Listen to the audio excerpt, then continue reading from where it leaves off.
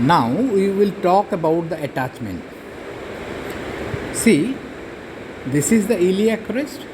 We will talk about the attachment at the ventral segment, that means anterior two-thirds of the iliac segment of the iliac crest.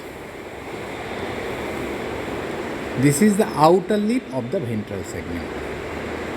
From outside inwards, outer lip provides attachment for the following. Fascia lata, attachment of fascia lata along the whole length of the ventral segment. After fascia lata, iliotibial tract at the anterior 5 cm of the ventral segment. Iliotibial tract is nothing but condensed fascia lata. After iliotibial tract, tensor fascia lata muscle will take origin.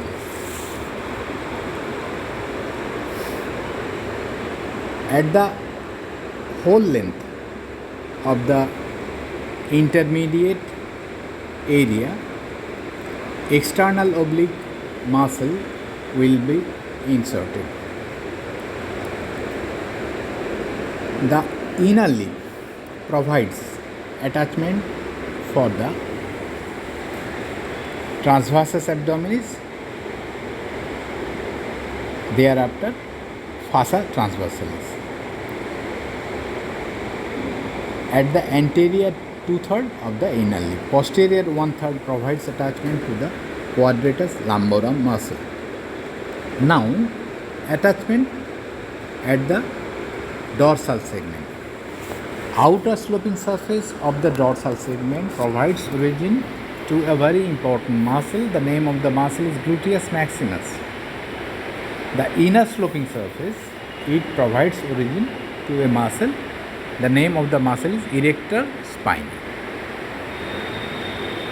Next, we will learn about the attachment along the anterior border. This is the anterior superior iliac spine. Anterior superior iliac spine provides attachment to the lateral end of an important ligament. The name of the ligament is inguinal ligament. Inguinal ligament has got two ends. One is lateral end and the other is medial end. Lateral end is attached at the anterior superior iliac spine. Anterior superior iliac spine also provides origin to an important muscle. The name of the muscle is sartorius. After anterior superior iliac spine, we find a notch. Upper part of the notch provides attachment to the muscle sartorius.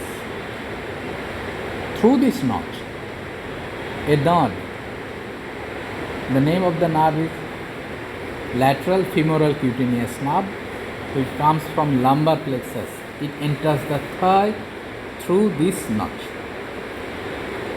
Next is the anterior inferior iliac spine. Anterior inferior iliac spine, upper part of anterior inferior iliac spine provides attachment for straight head of rectus femoris muscle, and the lower part provides attachment for stem of the iliofemoral ligament.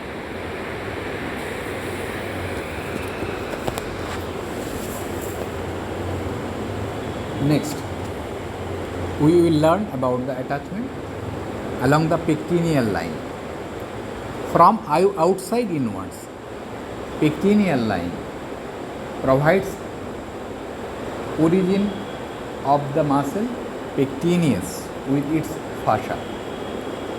Thereafter, pectineal part of the inguinal ligament. Thereafter, conjoint tendon of internal oblique and transversus abdominis. Thereafter, fossa transversalis. So, these are the attachments in relation to the pectineal line of the pubis. Next, you see this tubercle is called the pubic tubercle. Pubic tubercle provides attachment for the medial end of the inguinal ligament. Lateral end is attached to the anterior superior iliac spine and medial end is attached to the pubic tubercle. Besides pubic tubercle, it provides attachment to the inferior crus of the superficial inguinal vein, superior crus of the fossa ovalis or saphenous opening in the fascia lata, ascending loop of the cremaster muscle. Now let us know the attachment at the pubic crest from outside inwards. From outside inwards, pubic crest provides attachment to the fascia lata, anterior wall of the rectus sheath, origin of the pyramidalis if it is present, lateral head of the rectus abdominis, conjoint tendon and fossa transversalis. Next, we will talk about the attachment at the posterior border. Posterior superior iliac spine provides attachment to the base of the sacrotuberous ligament.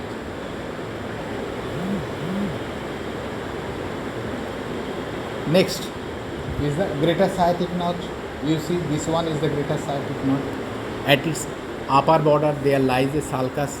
The name of the sulcus is preauricular sulcus, which provides origin to a few fibers of piriformis muscle. Anterior sacroiliac ligament is also attached here. There are many structures passing through this greater sciatic foramen. In living state, actually this notch is converted into a foramen. The foramen is called greater sciatic foramen. And the sacrotuberous ligament helps it to be converted into greater sciatic foramen. Here, during dissection, we will be able to appreciate all the structures. Here, we will find one muscle to be a key muscle. The name of the muscle is piriformis. Above piriformis and below piriformis, the structures will be seen to pass. We will appreciate them during the dissection. Next, you see, this one is the ischial spine. Below the ischial spine, this notch is the lesser sciatic notch. Now we will know the structures related to the ischial spine. This is the apex of the ischial spine, where sacrospinous ligament will be found to be attached. This is the dorsal surface of the ischial spine, from where a muscle will take origin. The name of the muscle is gemellus superior. From its pelvic surface, there will be origin of a muscle coccygeus and levator ani.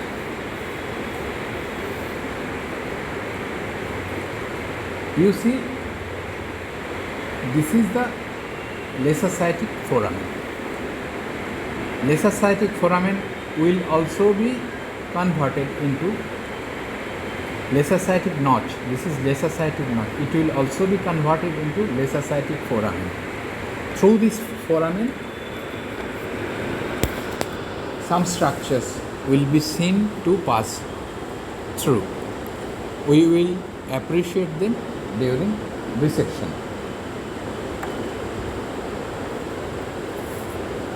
This is what is ischial tuberosity.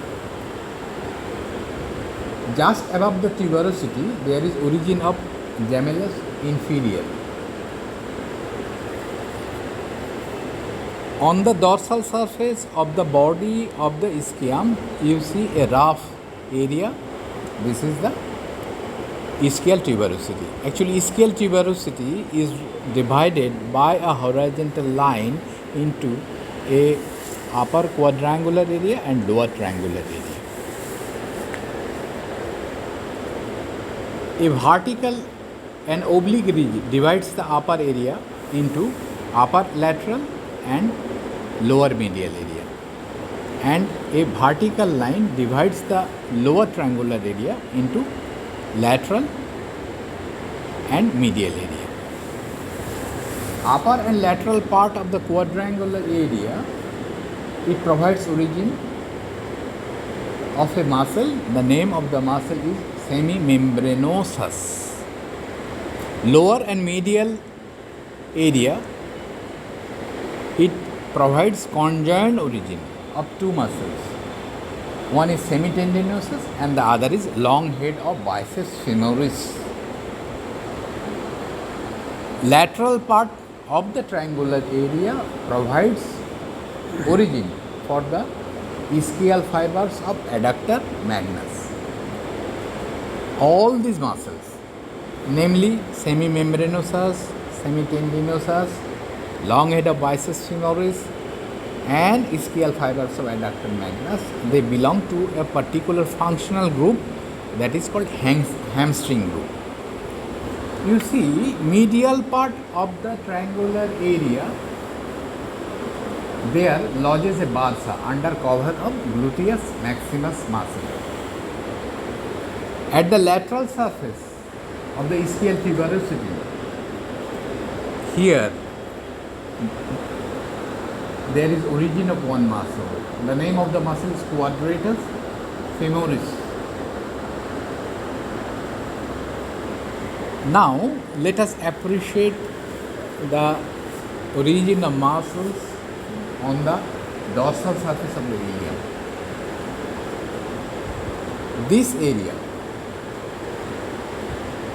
provides origin of an important muscle. The name of the muscle is gluteus maximus.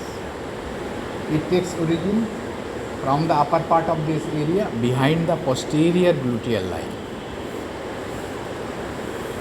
Origin of gluteus medius takes place from the area between the posterior gluteal line and the anterior gluteal line. So this area, from this area, gluteus medius will take origin. From this area, gluteus maximus will take origin. Origin of gluteus minimus, it occurs from the area between the anterior gluteal line and the inferior gluteal line. So this area provides origin to the gluteus minimus muscle. The area below the anterior inferior, the area below the inferior gluteal line provides origin to the reflected head of the rectus femoris muscle. You see, this one is the sacropelvic surface. This one is the articular surface, which articulates with the articular surface, corresponding articular surface of the sacrum. Thereby formation of a joint occurs. The name of the joint is sacroiliac joint. Sacroiliac joint has got three important ligaments, namely anterior sacroiliac ligament, which is attached to the anterior margin of the auricular surface. Interosseous sacroiliac ligament attached to the depression behind the auricular surface. Posterior sacroiliac ligament is attached at the elevation behind the depression and also at the iliac tuberosity.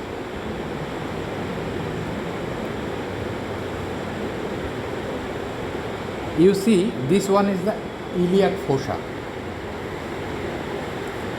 Upper 2/3 of the iliac fossa provides origin for a muscle, namely iliacus, medial to which lies another muscle which does not originate here but passes through it. It is the psoas major muscle.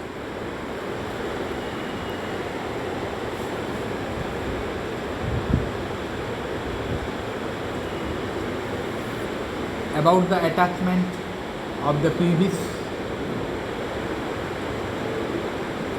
anterior surface of the pelvis provides origin to a muscle. The name of the muscle is adductor longus. It is just below the pubic tubercle. Posterior surface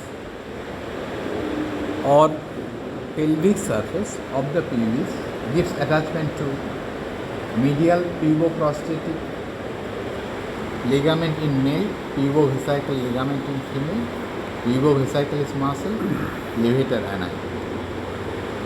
This surface, which is the medial surface of the pubis, it articulates with the opposite side.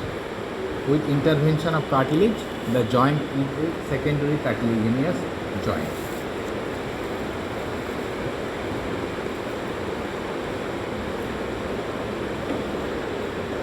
You see, this one is the superior ramus.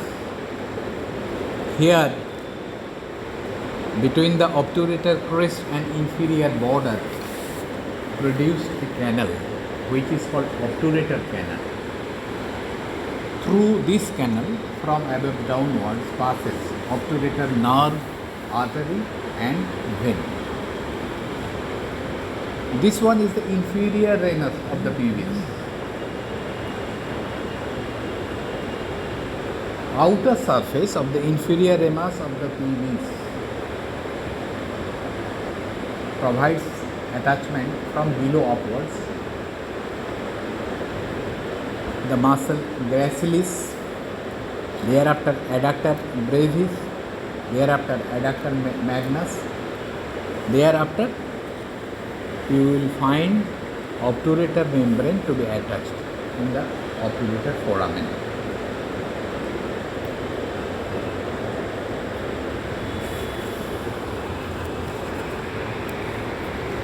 Now, about the acetabulum, a few words about the acetabulum. You see, acetabulum, it receives the head of the femur, thereby formation of a joint office which is called the hip joint. We will learn about the hip joint later on. Synovial polyaxial joint it is. It consists of a rough central area which lodges acetabular pad of fat and inverted U-shaped articular area which is covered marginally by acetabular labrum.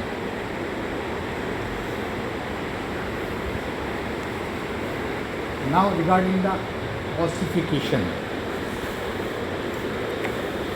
Hip bone ossifies from three primary centers. For ilium, the primary centers appears at second month.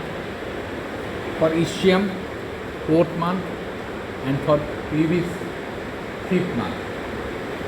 The acetabulum is separated into three pieces by a Y-shaped cartilage which ossifies by 12 pairs.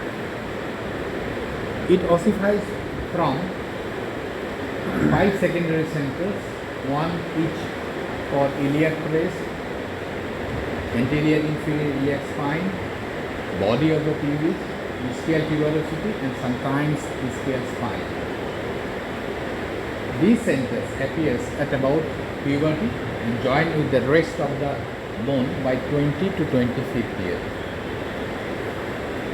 So hip bone becomes one by 25 years of age. That's all.